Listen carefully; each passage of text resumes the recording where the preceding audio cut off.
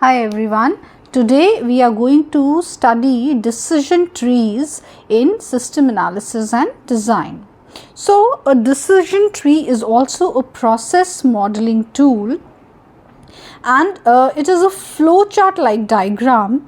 It looks like a flowchart and it visually outlines potential outcomes, costs and consequences of a complex decision, helping to identify the most optimal course of action.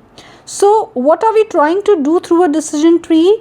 We are trying to find out the potential outcomes or the costs or consequences of any such complex decisions with the help of a flowchart like diagram called the decision tree. And then this diagram helps us to identify what is the most optimal course of action out of the available actions depending upon the conditions provided.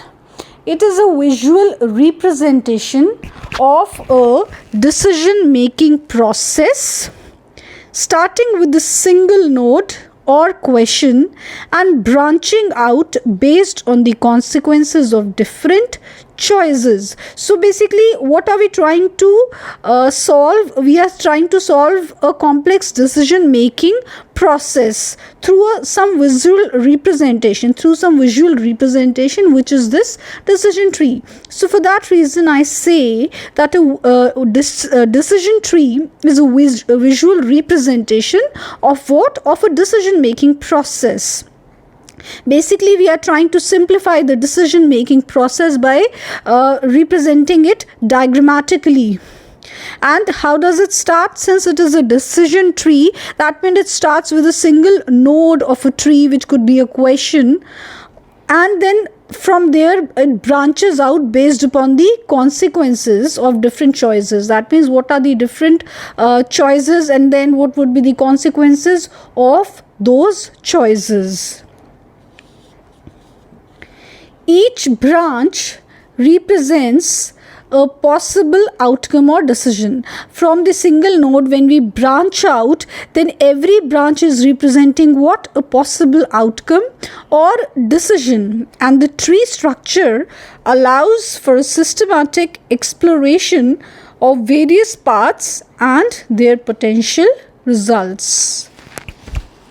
For example, if I consider a condition, for example, in a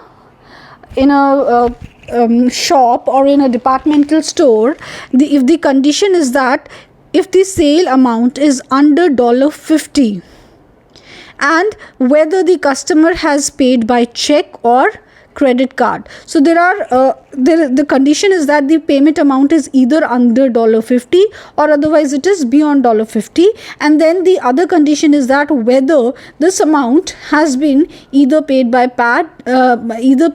check or credit card, depending upon those conditions, whether it is under $50 or above $50, and then within that also, if the payment has been done by check or by credit card, what would be the consequences?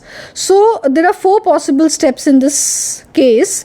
First of all, complete the sale after verifying the signature. Complete the sale with no signature needed. Communicate electronically with the bank for credit card authorization, and call the supervisor for approval. So the figure that you will see on the next page illustrates how this complete example and all these possible steps depending upon the conditions can be drawn as a decision table. A decision tree. Now here what you see is the decision tree for the example that I just told you about the sales, about the departmental store. So here we have a condition that is the sale is under $50. So if it is under $50, then, and otherwise if it is not under $50, then obviously it is either equal to $50 or it is greater than $50. So first of all, it starts from a single node or question, as I said. So this is the starting point or the starting node. Now the first condition that we have to check is whether the sale is under $50. Now if it is under $50, then there are again 2 conditions. That means this node is branching out further. So the two conditions can be that this amount of under $50 has either been paid by check or by credit card.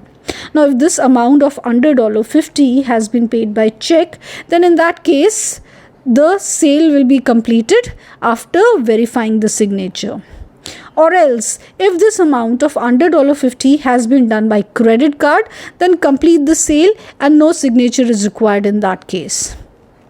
And if the sale is not under $50, then we won't branch out further. Rather, we will come to the another condition, that is, if it is not under $50, then it is quite obvious that it will be either equal to $50 or greater than $50. So in that case, again, we have to check the same two things, whether this payment of equal to or greater than $50 has been done by check or by credit card. Now, if it has been done by check, call the supervisor for approval. Once the supervisor approves of this payment of greater than equal to $50 by check, then complete the sale.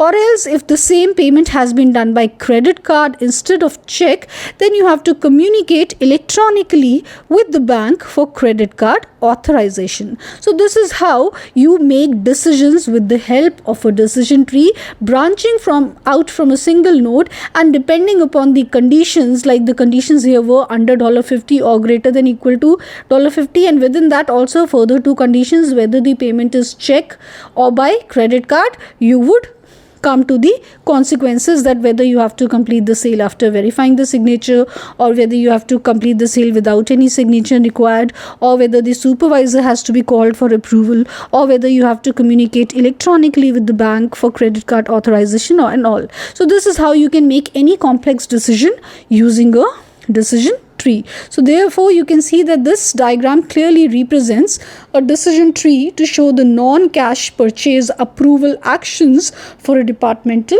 store. So basically, what are we doing in this decision tree? If you can see, we are identifying all the conditions and actions and their order timing if they are critical. If at all the order timings are critical, they will also be considered. But here there was no such critical order timings, so we identified all the conditions and actions.